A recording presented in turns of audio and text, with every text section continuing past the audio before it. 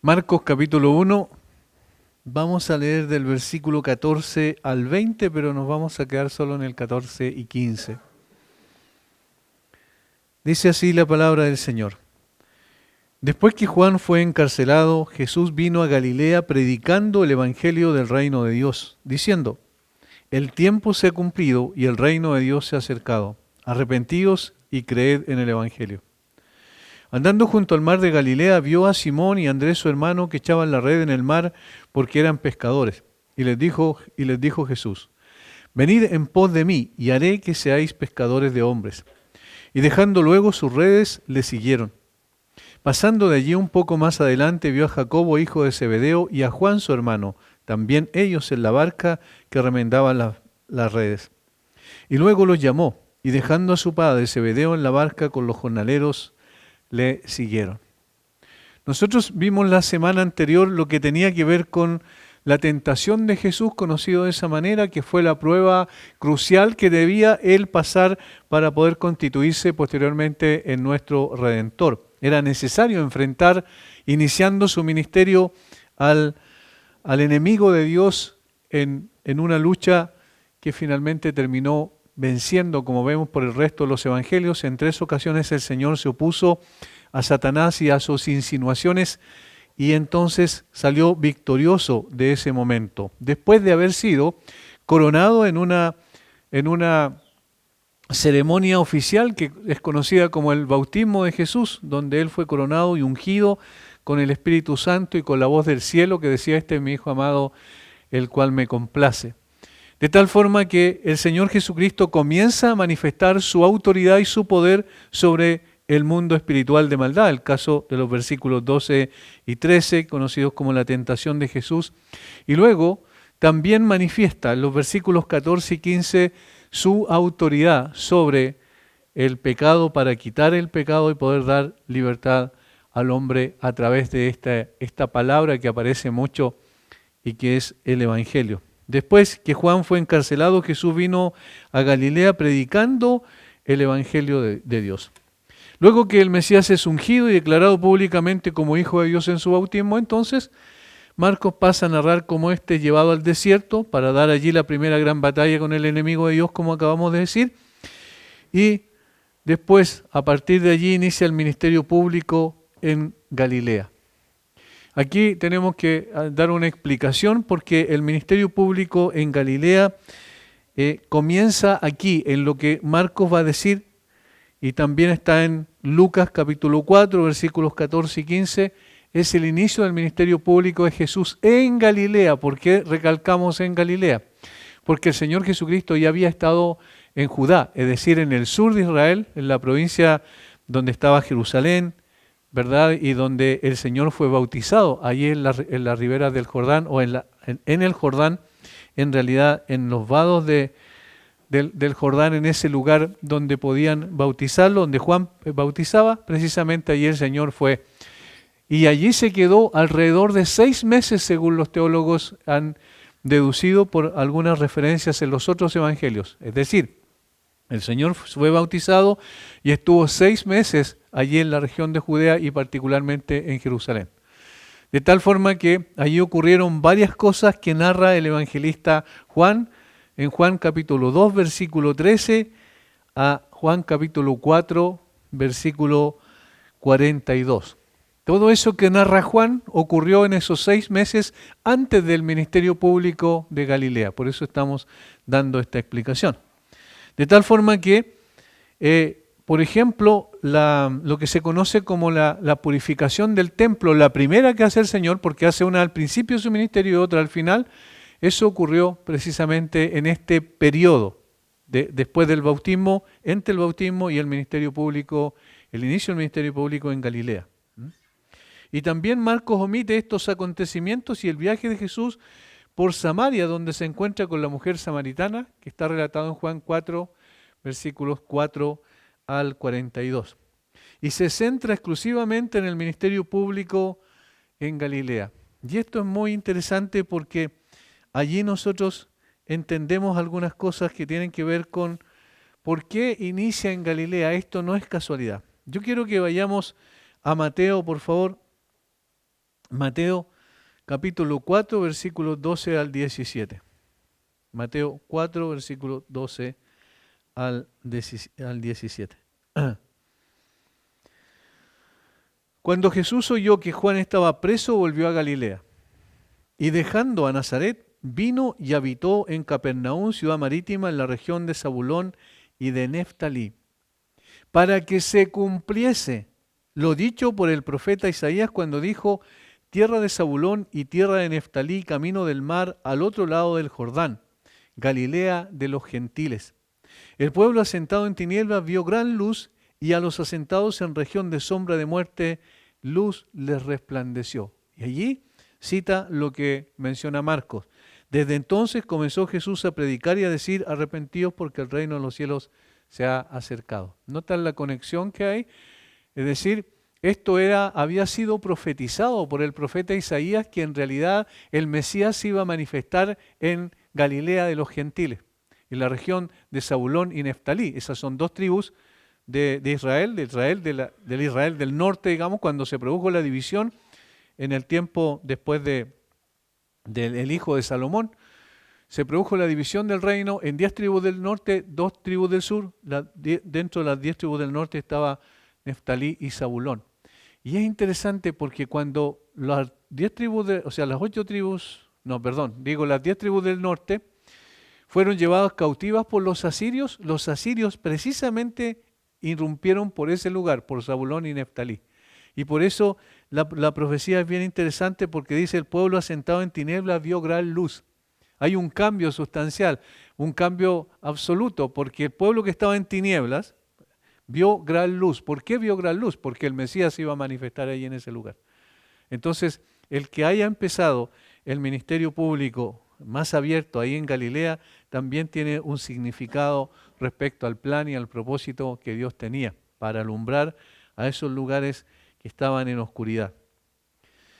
En solo 2 versículos, conforme a su estilo bien sucinto, resumido, Marcos registra el inicio del ministerio de Jesús en Galilea y lo presenta como el predicador divino, y que muestra la autoridad que el Señor tiene para venir a cumplir su misión. Después que Juan fue encarcelado, Jesús vino a Galilea predicando el evangelio del reino de Dios. Allí está, por eso el predicador divino, diciendo: el tiempo se ha cumplido y el reino de Dios se ha acercado, arrepentidos y creed en el evangelio. Podemos observar en este texto 3 cosas al menos. Primero, vemos el contexto de su predicación. Hubo un evento histórico particular que fue como la luz para poder iniciar el ministerio. Fue como la señal que se requería para iniciar su ministerio. Segundo, el contenido de su predicación. Es decir, hay un contenido especial, particular en la predicación del Señor Jesucristo. Y tercero, el llamado de su predicación. Hay un llamado que hace, que es una exhortación, que es los requisitos para poder, en otras palabras, pertenecer al reino de los cielos. Estas 3 cosas están aquí. Hay una irrupción de Dios mismo hecho hombre en la historia de la humanidad de una manera tan maravillosa, más allá de lo que nosotros podemos entender. Y vamos a ver después más en detalle lo que esto significa y cómo eso debiese asombrarnos y producir en nosotros una reverencia mucho más grande frente a nuestro Señor. Entonces iniciamos con el contexto de la predicación. Ese es lo primero, versículo 14. Después que Juan fue encarcelado, Mateo también repite lo mismo. Después que Juan fue encarcelado, ese es el contexto. El acontecimiento que da luz verde para que Jesús inicie su ministerio público en Galilea es paradójicamente el encarcelamiento de Juan el Bautista, su precursor. Es como si en el tiempo de Dios se estaba esperando ese momento, y esa fue una señal para el Señor Jesucristo de que debía comenzar su ministerio.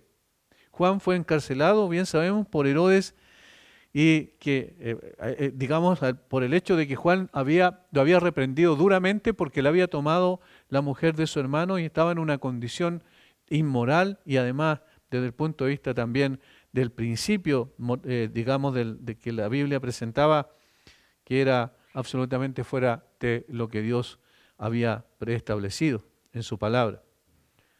Más adelante, Marco describirá con mayor detalle lo ocurrido en dicho encarcelamiento y posterior muerte. 6:14. Oyó el rey Herodes la fama de Jesús porque su nombre se había hecho notorio y dijo: Juan el Bautista ha resucitado de los muertos y por eso actúan en él estos poderes. Otros decían: es Elías, y otros decían: es un profeta o alguno de los profetas. Al oír esto, Herodes dijo: este es Juan el que yo decapité, que ha resucitado de los muertos. Ahí está la reacción de Herodes frente a la predicación del Señor Jesucristo. Le trajeron noticias y él dijo: es Juan el Bautista resucitado el que yo decapité. Pero luego comienza la explicación, porque el mismo Herodes había enviado y prendido a Juan y le había encadenado en la cárcel por causa de Herodías, mujer de Felipe su hermano, pues la había tomado por mujer. Y ahí sabemos todo lo que pasó posteriormente. Finalmente Herodes, por la insinuación de la hija de la mujer que tenía, que no era su mujer en realidad, finalmente decapitó a Juan el Bautista. Eso es lo que sucedió. Cuando lleguemos ahí lo vamos a ver de una forma más detallada, pero aquí Marcos simplemente dice esta frase: después que Juan fue encarcelado. Por ahora se preocupa exclusivamente de decir que se subentiende, esta era la señal que el Mesías requería para comenzar a ministrar públicamente en Galilea. Este era el acontecimiento que se estaba esperando en el plan y el propósito de Dios. Ahora, desde nuestra perspectiva, parece un tanto incomprensible que en el tiempo que parecía más necesario el ministerio de Juan el Bautista haya terminado de esta manera. Es raro, porque Juan había atraído a mucha gente al Jordán y a mucha gente le había llamado al arrepentimiento y había un buen grupo de gente que estaba respondiendo a la predicación de Juan. Pero después de que el Señor Jesucristo fue bautizado por él mismo, por el propio Juan, posteriormente, en esos 6 meses que nosotros mencionamos allí, al final probablemente de ese periodo, Juan fue encarcelado. Más aún, cuando sabemos que el mismo Bautista cumplió fielmente con la misión encomendada que el Señor le había hecho. De hecho, también para el propio Juan esto era un poco enigmático. ¿Por qué? Mateo capítulo 11, versículo 3. Era enigmático, era raro, era incomprensible un poco para Juan eso que estaba pasando, porque él estaba en la cárcel. Y entonces él escuchó lo siguiente sobre el ministerio del Señor Jesucristo, capítulo 11, versículo 2. Y al oír Juan en la cárcel los hechos de Cristo, le envió 2 de sus discípulos para preguntarle: ¿eres tú aquel que había de venir o esperaremos a otro? ¿Por qué Juan le pregunta a Jesús? Si Juan, cuando vio a Jesús venir, dijo: he aquí el Cordero de Dios que quita el pecado del mundo. Si él sabía, por revelación también de Dios, que él era precisamente el enviado, ¿qué hizo dudar a Juan? Que él estaba en la cárcel. Entonces era raro, era enigmático para él que terminara su ministerio de esa manera. Terminó su ministerio en la cárcel y posteriormente decapitado en momentos en que era un ministerio, por decirlo de alguna manera, popular y atractivo para la gente en cuanto a cómo la gente lo buscaba para escuchar las exposiciones de la palabra de Dios y el llamado al arrepentimiento. Es enigmático para Juan y es raro también para nosotros si lo vemos en perspectiva, porque nosotros entendemos que entre más exitoso, entre comillas, es un ministerio, entonces debe seguir adelante. Pero el Señor dijo: hasta aquí se terminó el ministerio de Juan. Termina el ministerio de Juan y comienza el del Señor Jesucristo. La razón es simplemente que los métodos y los tiempos de Dios no son los nuestros. Era necesario en el plan divino que la voz de aquel que clama en el desierto fuese apagada para que la voz del predicador divino se manifestara con gran poder y gloria. Uno debía, ¿se acuerdan lo que dijo Juan? Menguar. Y el otro debía crecer. Uno debía terminar su ministerio y el otro debía comenzar su ministerio. Y el momento crucial en ese sentido, el contexto en el cual empieza su ministerio, es precisamente el encarcelamiento de Juan. Tan pronto como Juan fue encarcelado, Jesús mismo comenzó a predicar el Evangelio. Cuando un siervo de Dios ha terminado su trabajo, debe estar satisfecho de retirarse. Pensamos que la experiencia, que por qué justo en este momento, pero eso no tiene ningún sentido porque el Señor sabe cómo hace las cosas y por qué hace las cosas. El mundo, y esta es la verdad que prevalece, el mundo nunca suprimirá la verdad, porque obviamente los poderes digamos, políticos en ese momento, como era el caso de Herodes, el que intentó suprimir la verdad. El ejemplo de los misioneros que fueron asesinados por los Aucas en el Ecuador, esos son un buen ejemplo de ello. Eran puros muchachos jóvenes, de menos de 30 años todos. Y fueron y trabajaron mucho tiempo, hicieron toda la logística que necesitaban, tenían una avioneta y hacían una serie de vuelos digamos, a la selva donde estaban los Aucas y le dejaban caer cosas, le tiraban a través de pequeños paracaídas algunas cosas, algunos alimentos, con el propósito de poder establecer una relación con ellos. Y la primera vez que llegaron, antes de predicar el Evangelio, los mataron a los 5. Los asesinaron los Aucas. Y todo cuando uno escucha la historia, hay libros, hay videos también, hay películas sobre eso. Cuando uno escucha la historia, dice, ¿por qué? ¿Por qué si iban a hacer la voluntad de Dios? Iban a predicar el Evangelio. Esa era la razón por la cual vinieron. El Señor los envió a predicar el Evangelio, pero no alcanzaron a predicar el Evangelio y fueron asesinados. Desde la perspectiva nuestra no tiene sentido, ¿verdad? Pero lo que ocurrió después es precisamente lo que el Señor quería hacer. Porque una de las viudas de los misioneros, Elizabeth Elliot, ella volvió después y estableció un ministerio entre los Aucas. Y uno de los asesinos de su esposo y de los demás compañeros se convirtió al Señor. Entonces hay cosas que nosotros no entendemos. Nosotros lo vemos siempre de la perspectiva horizontal, nosotros vemos de la perspectiva humana, tenemos una vista muy corta, pero en el plan y el propósito de Dios es totalmente distinto. Él sabe por qué hace las cosas. Si nosotros hubiésemos estado en el tiempo de Juan el Bautista, hubiésemos dicho lo mismo probablemente que dijeron, digamos que el propio Juan tenía dudas respecto a si era el Señor Jesucristo el Mesías o no. Porque era como extraño que él estuviera encarcelado después de ser el precursor del Señor Jesucristo y el Señor Jesucristo comenzara en ese momento preciso su ministerio. Por tanto, lo que se entiende es que Juan ya había cumplido con lo encomendado por el Señor y era tiempo que, como era también su predicación, todos los ojos salieran de él y estuvieran puestos en Cristo. Ahora, hay una observación que no podemos dejar pasar y que no es evidente en el texto, porque nuestra traducción es buena, es correcta, pero el problema es que hay una palabra que se utiliza allí que solamente se puede ver en el original para poder deducir esto que vamos a explicar enseguida. Al ver el original, vemos que hay una conexión entre lo sucedido con Juan y lo que sucedería con Cristo posteriormente. La palabra traducida encarcelado, aquí donde dice después que Juan fue encarcelado, es una palabra que en el original es paradidomi en griego y que se traduce en el mismo evangelio muchas veces como entregado. Y cada vez que se traduce, y lo vamos a ver ahora a través de varios textos, se traduce entregado, es referido a la traición de Cristo por parte de Judas, es decir, a la muerte de Cristo en la cruz. Veamos, por ejemplo, capítulo 3, versículo 19. Capítulo 3, versículo 19. Cuando se enumeran los apóstoles aquí, y el versículo 19 dice, y Judas Iscariote, el último que se enumera, el que le entregó. Y esa es la misma palabra que se utiliza aquí, encarcelado. Ahora, el capítulo 9, versículo 31 ahora. Capítulo 9, versículo 31 es otro ejemplo.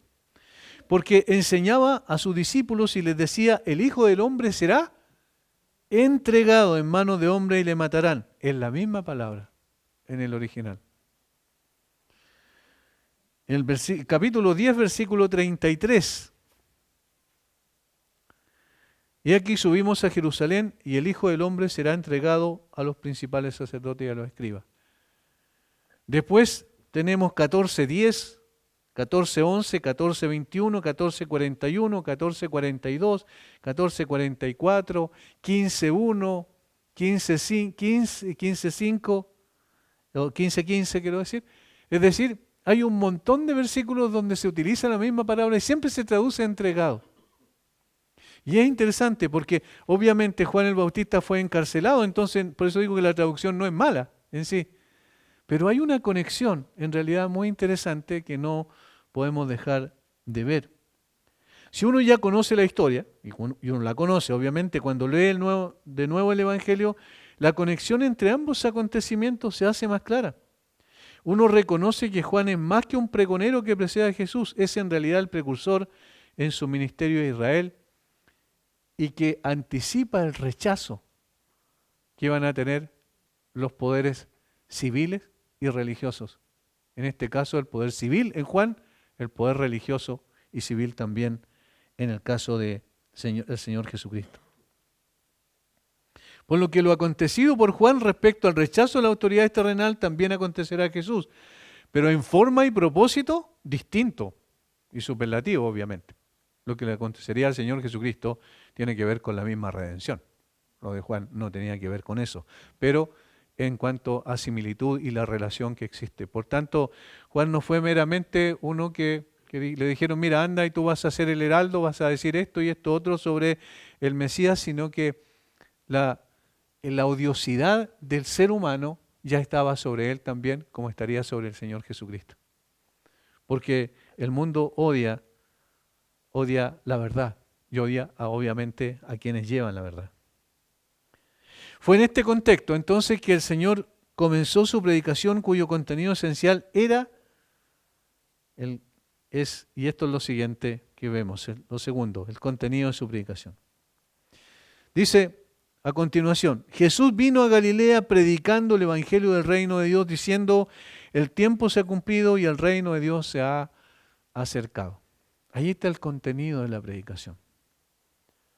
Jesús vino a Galilea predicando el Evangelio del reino de Dios.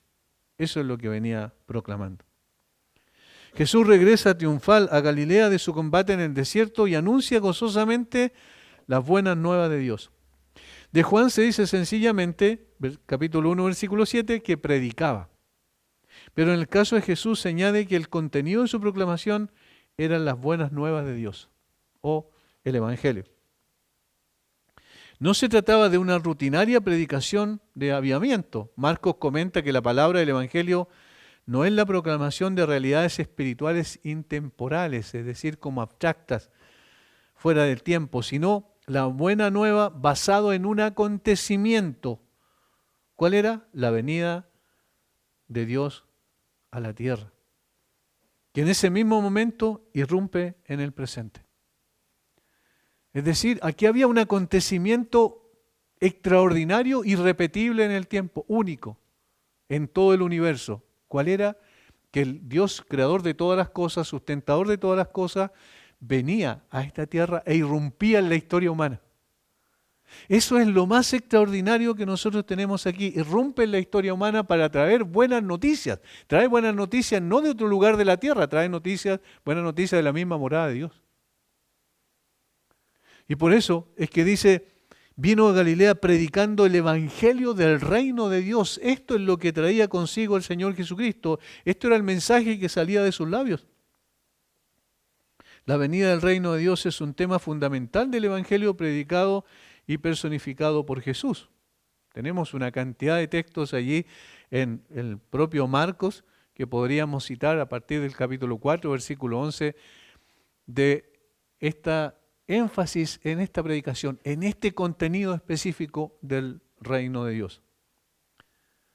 Esta irrupción en la historia del Dios de la historia es un acontecimiento extraordinario, por lo que el anuncio de Jesús constituía un hecho sin precedentes e imposible de igualar. Jesús dijo, el tiempo se ha cumplido, es decir, había llegado el momento en el plan de Dios que el mismo Dios venía a este mundo para cumplir con su plan preestablecido antes de la fundación del mundo. ¿Por qué es importante entender esto? Porque el Señor Jesucristo no era simplemente un hombre que nació en Belén, como normalmente la gente piensa, sino que el Señor Jesucristo era el Dios Todopoderoso. Nunca debemos olvidar eso. El Señor, para intervenir en la historia de la humanidad y cambiar completamente la historia de la humanidad, no envió a un ángel. No envió al ángel más poderoso que tenía. No envió a Gabriel, por ejemplo, que era uno de los ángeles más importantes, sino que Él mismo vino. Él mismo vino a esta tierra, irrumpió en la historia humana. Por eso comencé diciendo que el Dios de la historia irrumpió en la historia del hombre, para cambiar absolutamente todas las cosas. Su manifestación es una manifestación de transformación. Y es significativo. Miren lo siguiente, es significativo y al mismo tiempo incomprensible que el Dios que no tiene tiempo ni espacio se sujetara al tiempo y al espacio. Porque al venir a esta tierra se sujetó al tiempo y al espacio. Para Jesús había noche y día, para Jesús había las horas correspondientes, ¿cierto? Las 12 horas del día, las 12 horas de la noche, es decir, las 24 horas que nosotros conocemos normalmente. Para Jesús había mañana, para Jesús había ayer, pero para el Dios Todopoderoso no hay ayer ni mañana. No sé si están entendiendo. A mí me resulta algo tremendamente grande eso. Porque ¿cómo puede ser que Dios, que existe, como dije, en una esfera infinita y en eternidad en cuanto a tiempo, haya venido y se haya circunscrito al tiempo y al espacio y se haya sometido a eso por un tiempo? Eso es lo que pasó. Entonces, esta proclamación, el Evangelio del Reino de Dios tenía mucho sentido cuando Él dice, el Reino de Dios se ha acercado. Se ha acercado. No es que el Señor dejó de ser el rey y el gobernador de todo el universo, sino que ahora el reino se hace perceptible a través del rey que ha venido. Hay una cercanía especial. Él viene y toma nuestra naturaleza humana para identificarse con nosotros. Estas son parte de las cosas incomprensibles, pero tan reales, que nosotros tenemos en las Escrituras. Por eso es que cuando nosotros vemos el plan de Dios, siempre se habla de eternidad en el plan de Dios. Por ejemplo, Pedro dice que el Señor Jesucristo, como un cordero, fue destinado desde antes de la fundación del mundo. ¿Cómo de antes de la fundación del mundo? Si todavía no había seres humanos en la tierra. ¿Cómo se define en la Biblia Dios? En cuanto a su nombre, por ejemplo, en Éxodo 3:14. Yo soy el que soy. Yo soy, está en presente continuo. Yo soy el que siempre he sido. Yo soy el eterno. Yo soy el que no tiene principio ni fin. ¿Se dan cuenta? No hay tiempo en Él. No hay un inicio ni un fin. Y por eso es que dice también el apóstol Pablo, y uno lo entiende así en Efesios capítulo 3, cuando dice que ya estamos sentados con Cristo en los lugares celestiales, pero nosotros estamos todavía aquí. ¿Por qué dice ya estamos sentados con Cristo en lugares celestiales? Porque para Dios eso es un hecho ya. Entonces para nosotros cronológicamente vamos avanzando en el tiempo, pero para Él no. No hay tiempo en ese sentido. Sin embargo, se circunscribe al tiempo. ¿Y eso por qué lo hace? Por amor a nosotros. Otras cosas incomprensibles. Por amor a nosotros hace eso. Jesús hace su aparición cuando el tiempo se ha cumplido, dice el versículo 15. Aquí utiliza una palabra también en griego que es kairos y no cronos. Kairos y cronos son dos palabras en griego. La palabra cronos tiene que ver con la palabra cronómetro, ¿cierto? Tiene que ver con el tiempo, valga la redundancia, cronológico, claro, que nosotros tenemos. Pero kairos se refiere a algo específicamente que ocurre en un momento definido. Marcos no está interesado en decirnos cuándo sucedió esto exactamente según el calendario humano o el crono, ¿cierto? La única cosa que cuenta para él es el tiempo visto desde la óptica divina. Ese es el punto, es el tiempo visto desde la óptica divina. Es decir, el Señor no está preguntando cuándo, ¿qué piensan ustedes cuándo voy? Sino que Él tiene un tiempo específico donde se iba a manifestar. Y eso es lo mismo que dice Gálatas 4:4, el famoso texto de Gálatas 4:4, que cuando vino el cumplimiento del tiempo, Dios envió a su Hijo, nacido bajo la ley, nacido de mujer y nacido bajo la ley. Es decir, había un tiempo específico, pero era en el tiempo de Dios. Pero cuando vino el cumplimiento del tiempo, Dios envió a su Hijo, nacido de mujer y nacido bajo la ley, para que redimiese. Ese es el sentido, entonces, el tiempo visto de la óptica divina. Jesús anuncia que ha concluido el tiempo de esperar la intervención de Dios, lo cual significa que todo lo que Dios había dicho y hecho en la historia está llegando a su desenlace. Si Jesús es el Cristo, el Hijo de Dios, entonces el reino de Dios se ha acercado, porque el Cristo y el Hijo de Dios ya está presente. El Cristo, el Hijo de Dios, no sino el Hijo de Dios. Entonces, ¿por qué dice el reino de Dios se ha acercado? Porque Él estaba presente. Él hace su manifestación en medio de los hombres. Y noten la diferencia crucial que hay entre uno que predica a Cristo y otro que es el mismo Cristo. Juan predicó sobre Cristo, pero Cristo es el mismo Dios. Cuando Dios entra en el escenario de la historia humana, viene siempre de una manera para el hombre sorpresiva, porque el hombre no tiene idea de los tiempos de Dios. Y por eso es que aparece como algo extraño para el ser humano, porque nuestro campo de visión se limita solo a cosas perceptibles a través de nuestra vista tan corta que tenemos. Situados en el presente, es fácil olvidar que Dios, dijo alguien, cabalga sobre el tiempo y la historia y que actúa según un reloj distinto al nuestro. Por eso ha llegado el tiempo, o se ha cumplido el tiempo, en el plan de Dios. El advenimiento del Mesías y la creación de un reino espiritual y la introducción de una justicia eterna fueron previstos y predichos en las Sagradas Escrituras en el Antiguo Testamento. El periodo del ministerio de Cristo vino en la plenitud de los tiempos, conforme al calendario de Dios.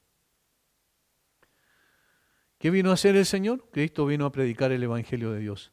Buenas noticias para la humanidad, una amnistía para los rebeldes, el favor del soberano divino, la paz entre el cielo y la tierra, porque eso es lo que vino a hacer, la paz entre nosotros y el Dios Todopoderoso, que éramos enemigos de Dios y Él nos transformó en sus amigos por medio de la obra del Señor Jesucristo. La salvación para los pecadores, la vida eterna para los muertos en sus delitos y pecados. Tal fue el tema de esta proclamación mesiánica.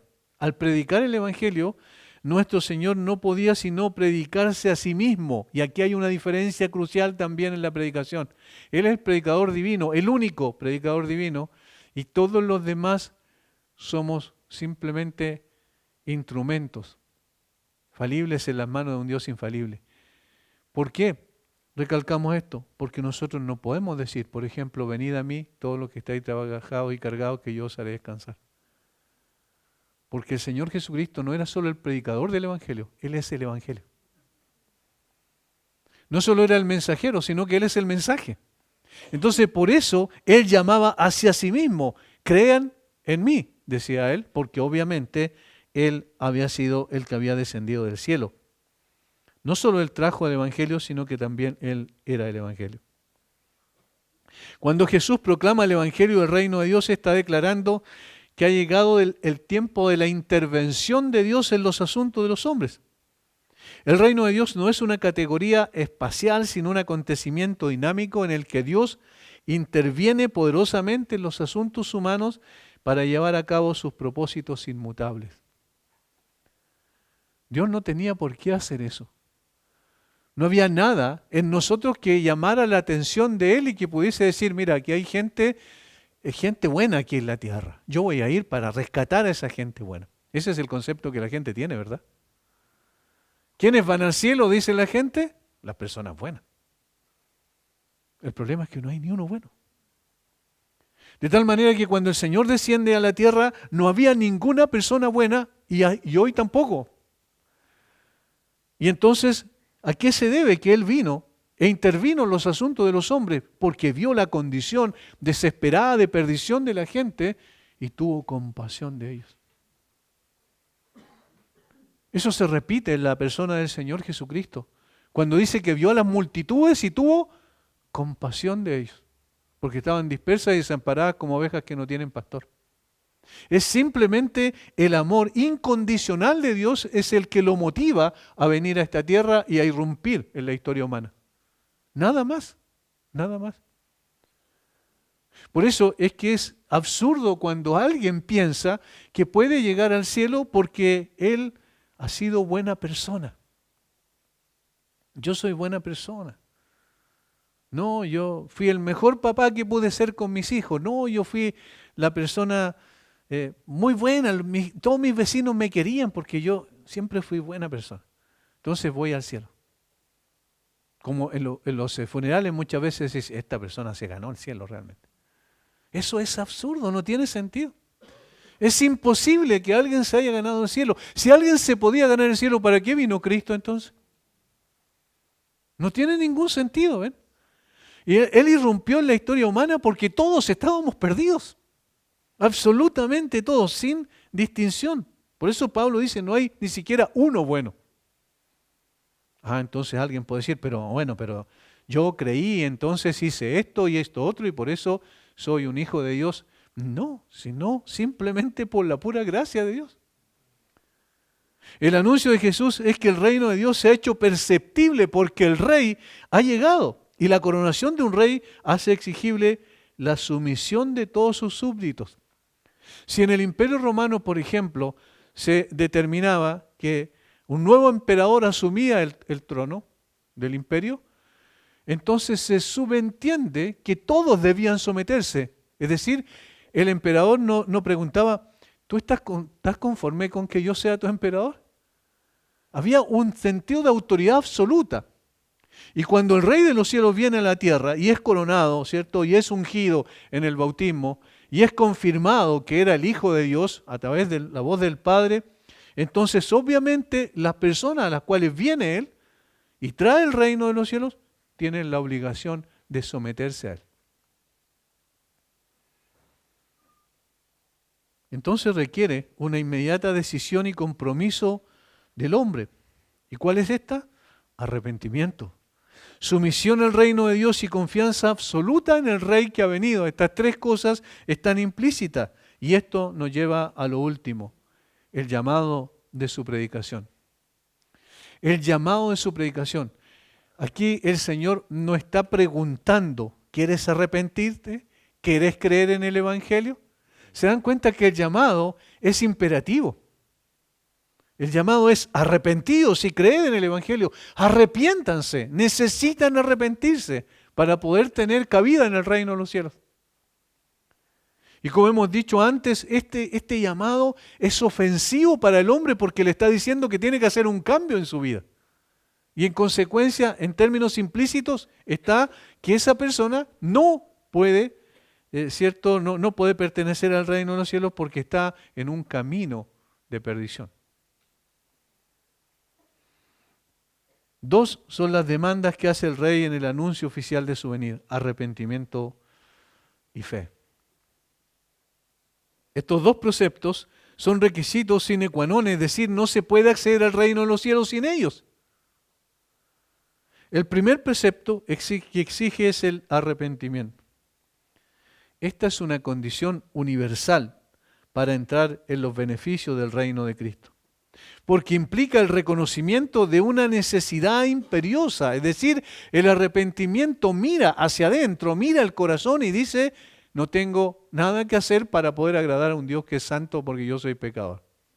El arrepentimiento me permite ver el pecado realmente como Dios lo ve, no como yo lo interpreto.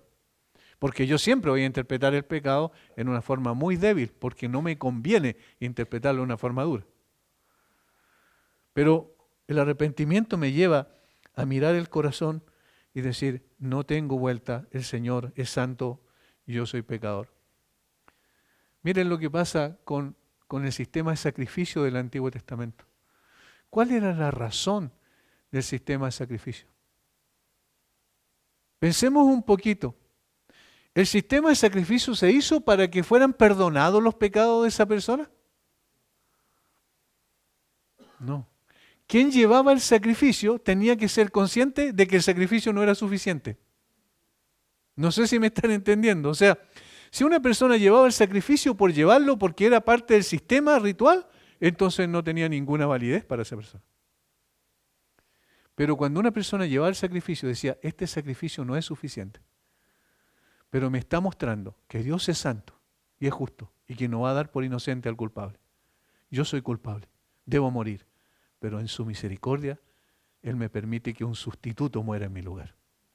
Ese era el mensaje que se daba, ese era el elemento pedagógico que permanentemente se repetía a través de los sacrificios, y por eso los sacrificios tenían que hacerse cada año, repetirse una y otra vez, para dejar en la mente de la gente, en la conciencia de las personas, mira, tú estás presentando un sacrificio, este animal va a morir en mi lugar, pero eso significa que todavía debe haber un sacrificio para que nunca más se reitere todos los años un sacrificio. Porque si es suficiente, o sea, si es insuficiente el sacrificio, por eso se repite cada año, tiene que haber uno que es suficiente. Y apuntando hacia el futuro, hacia la persona del Señor Jesucristo y su sacrificio. Entonces es el reconocimiento de una necesidad imperiosa en primer lugar. Este cambio de corazón, de pensamiento, de propósito, es un cambio indispensable para los más altos privilegios al que aspira el reino de Dios. Es necesario, es fundamental esto. Es la preparación del espíritu que en el lado divino es la regeneración. Excepto que un hombre nazca de nuevo, no puede ver el reino de Dios. Eso dijo el Señor Jesucristo a Nicodemo. Alguien dijo, el cristianismo no se compromete con el pecado, no tiene halagos para los pecadores. Su voz suena a través del desierto y la ciudad y su demanda es esta, arrepiéntete. Es decir, no halaga, no golpea la espalda a las personas, no le dice, no, mira, de verdad tú eres una muy buena persona, así que no te preocupes, no tienes nada que arrepentirte. No, el cristianismo va de frente y le dice, este es tu problema y necesitas arrepentirte. Y al mismo tiempo se le dice cuál es la suerte que va a correr si no se arrepiente. Ya Juan el Bautista había demandado de todos aquellos que iban al Jordán el mismo requisito, ¿recuerdan? Ahora Jesús lo declara con autoridad divina y como un imperativo imposible de eludir. El cambio de corazón respecto al pecado, es decir, la necesidad de ver el pecado como Dios lo ve, es imprescindible si alguien desea disfrutar del reino de Dios. Por eso es un llamado que todavía es adecuado en el día de hoy. Cuando predicamos el Evangelio necesitamos decirle a la persona que se arrepienta. No porque a mí se me ocurre, sino porque es lo que Dios dijo y lo que Dios demanda. No es mi demanda si yo no necesito el cambio de la otra persona. Yo tampoco lo puedo hacer, es la demanda de Dios. Y Él es el único que lo puede hacer también. Pero necesito llamar al arrepentimiento, de lo contrario no estoy predicando el Evangelio completo. Lo segundo es creer en el Evangelio. La fe siempre está representada en las Escrituras como el medio de apropiarse de lo que ha sido provisto por la gracia divina. Voy a repetir esto porque es el meollo del asunto. La fe siempre está representada en las Escrituras como el medio de apropiarse de lo que ha sido provisto por la gracia divina. ¿Qué es lo que ha sido provisto por la gracia divina? La obra del Señor Jesucristo. ¿Cuál es entonces la fe? Es tomar eso y apropiármelo. Eso son las manos que en el fondo reciben y toman y se aferran a lo que Dios proveyó por su gracia. Una condición que es honorable para Dios y espiritualmente provechosa para el creyente, porque es honorable para Dios, porque al recibir yo esa gracia, yo estoy diciendo, Señor, es solamente por tu gracia. Y Él es exaltado. Y es necesaria también para el perdón del pecador.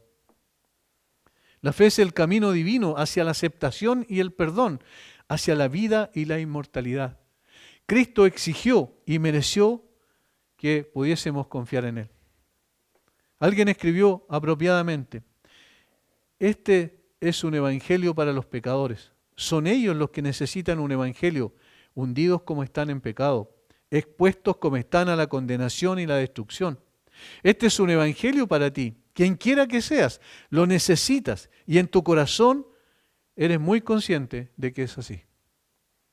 Dios envió a su Hijo para que puedas ser salvo. Cristo se entregó a ti. A ti se envía la palabra de salvación. Se entregó por ti, quiero decir. A ti se envía la palabra de salvación. Cristo ha sufrido para que puedas escapar del sufrimiento eterno. Ha muerto para que puedas vivir. En Él hay perdón para el pasado, fortaleza para el presente y esperanza para el futuro. Cree en el Señor Jesucristo y serás salvo. Este es un evangelio de Dios. Solo Él podía enviar noticias adaptadas al caso de los pecadores.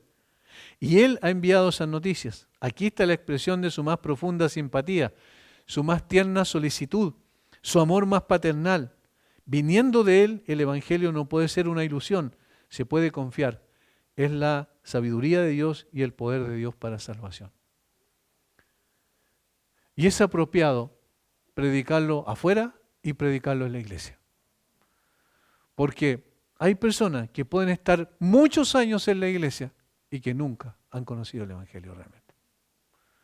Lo saben intelectualmente, lo pueden repetir. Pueden repetir textos de memoria que hablan del evangelio, pero no necesariamente han degustado el evangelio. Por eso es que es tan importante que nosotros podamos estar apercibidos de esa realidad. Efectivamente he nacido de nuevo, efectivamente el evangelio ha venido a mi vida y cómo yo puedo percibir que eso es así a través de los cambios y la manifestación de las situaciones que se han modificado en mi vida. Antes seguía este camino, ahora sigo esto otro, pero no por moralismo, sino por convicción, porque quiero agradar a aquel que me salvó. Ahora vivo en esta vida distinta a la que tenía antes, porque además ese es mi placer, es mi gozo. Yo soy feliz haciendo eso, no lo hago por obligación. No lo hago porque tengo un deber pesado sobre mí, como una mochila que necesito llevar. No, sino simplemente porque amo a aquel que me amó primero, tal como dice Juan. Es decir, hay modificaciones claramente en el ser interior de la persona cuando uno ha recibido este evangelio que transmitió el Señor Jesucristo y que nosotros también escuchamos y por eso llegamos a conocerlo a Él y que nosotros también proclamamos. Hay una diferencia notable entre un creyente genuino y un religioso. Tenemos que tener cuidado con eso. Es un llamado que el Señor hace, es un llamado que nosotros necesitamos hacer también en el día de hoy. Hermanos, en conclusión, vamos a mencionar al menos 3 cosas importantes. Primero, la verdad que Dios haya irrumpido en la historia humana constituye el hecho más extraordinario de la condescendencia de Dios con el hombre. El hecho de que el Señor, el Dios Todopoderoso, haya irrumpido en la historia humana constituye el hecho más extraordinario de la condescendencia de Dios con el hombre. ¿Cuánto ha condescendido Dios con nosotros? Cuán maravilloso ha sido el hecho de que el Señor haya venido a esta tierra. Ese es un hecho histórico. Nosotros no creemos en fantasías ni en cuentos. Nosotros creemos en un hecho real. El Dios de la historia vino y irrumpió en la historia del hombre. Quiero llevarles al Salmo 113, versículo 5 en adelante. Este es uno de los salmos más maravillosos que hablan de esa condescendencia del Dios nuestro al venir y hacer una obra tan grande con nosotros que siempre nos impacta. Dice versículo 5, Salmo 113, versículo 5. ¿Quién como Jehová, nuestro Dios, que se sienta en las alturas, que se humilla a mirar en el cielo y en la tierra? Miren lo que dice. ¿Quién como nuestro Dios que se sienta en las alturas? Es decir, esa es una expresión poética, decir que está por sobre todas las cosas. Se sienta en el lugar más alto, esa es una forma de decir. Cuando se sienta en el lugar más alto, está diciendo que no hay nadie más grande que Él. No hay nadie que está sobre Él. Está diciendo que no hay nadie que está al lado de Él, porque Él está en el lugar más alto. No hay nadie que está al lado de Él, porque nadie es superior a Él y nadie es igual a Él. Pero ¿dónde puede mirar entonces? No puede mirar más alto porque Él está en lo más alto. No puede mirar al costado porque no hay nadie igual a Él. Que se humilla, dice. Miren cómo lo dice el salmista. Que se humilla a mirar en el cielo y en la tierra. El cielo y la tierra están bajo Él. Que se humilla a mirar ahí. Y ahí hay una expresión de condescendencia. Porque ¿qué es lo que hace el Señor Jesucristo al venir a esta tierra? ¿No es humillarse? Se humilla, absolutamente. ¿Por qué le lavó los pies a los discípulos? Es una expresión de humillación máxima porque era la tarea de un esclavo. El cual siendo igual a Dios, dice Pablo, no estimó como cosa que aferrarse el ser igual a Dios, sino que se despojó a sí mismo tomando forma de esclavo. Hay una humillación, y aquí dice que se humilla a mirar en el cielo y en la tierra. ¿Para qué? ¿Para qué condesciende con el hombre? ¿Para qué viene a este lugar? Siendo Él que está más alto que todos y no hay nadie como Él. Viene en versículo 7. Él levanta del polvo al pobre y al menesteroso alza del muladar.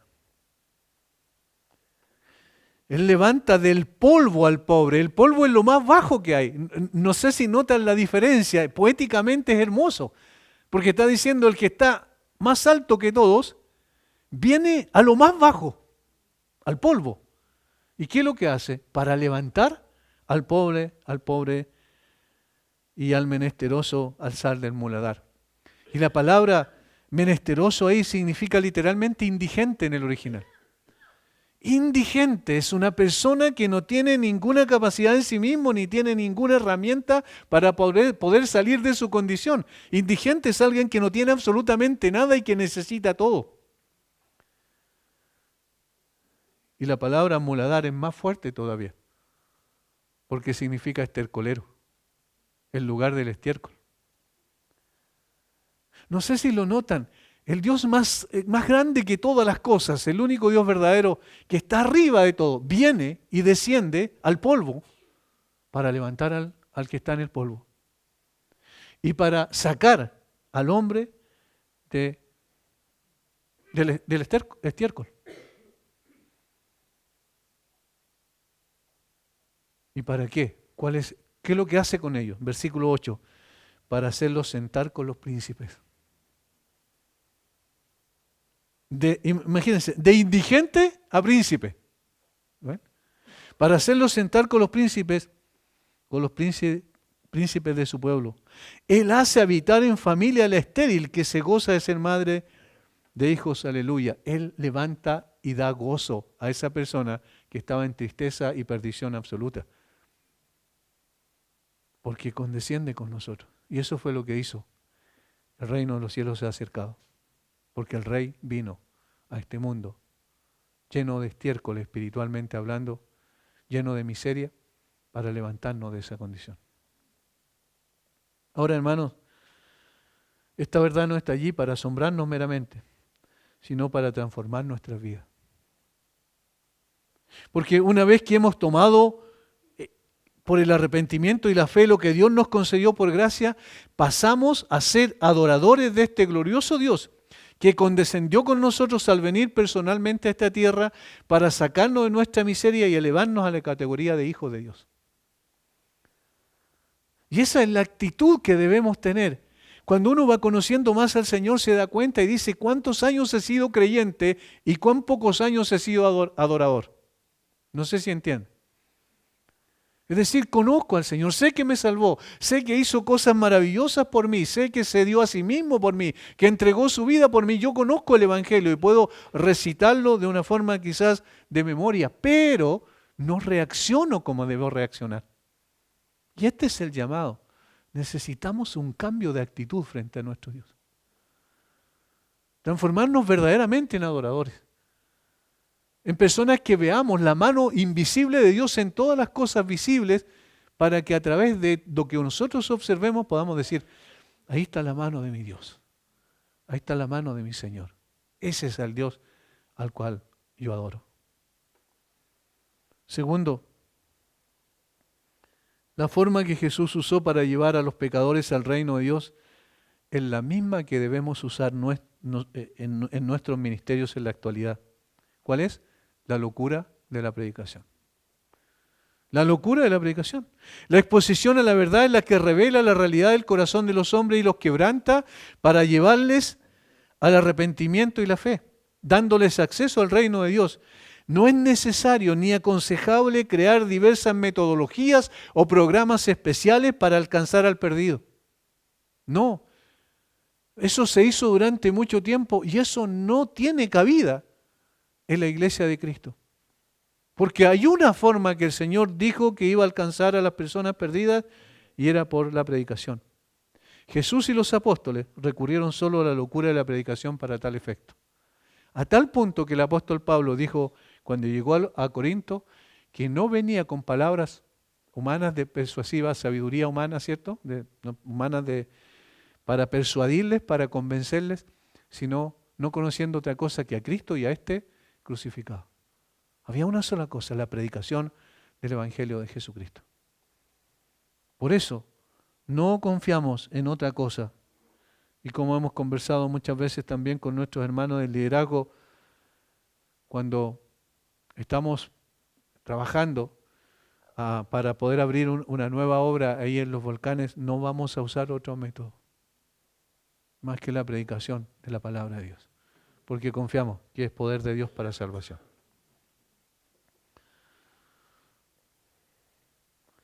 Tercero, los métodos y los tiempos de Dios no son los nuestros. Él determina el curso y el fin de nuestra vida en la tierra. Nadie partió antes ni después de lo que el Señor definió. El más grande profeta del Señor, Juan el Bautista, partió en su edad más fructífera. Esto no tiene nada que ver con el éxito o el fracaso de su ministerio, sino con la voluntad y el plan de Dios. Dios dice cuándo, cómo, Dios dice a quién usa, hasta cuándo lo usa. El Señor es el dueño de su obra. Y cuarto, el tema preponderante en la predicación debe ser el Evangelio de Cristo. Y el propósito central, la exaltación del Señor por medio de la redención de los que son expuestos a la palabra del Señor. Es decir, el propósito final es que el Señor sea exaltado, sea glorificado.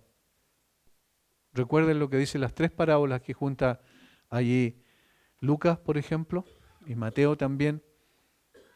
El caso de Lucas es el único que agrega la tercera, de la moneda perdida, de la oveja perdida y del hijo perdido, el hijo pródigo.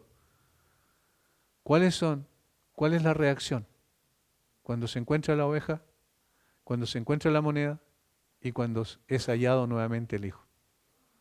Gozo en el cielo. No por el hijo, no por la moneda, no por la oveja, sino por quien la rescató, por el Redentor.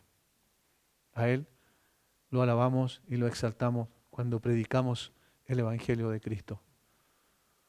Que el Señor nos guíe para no desviarnos del camino.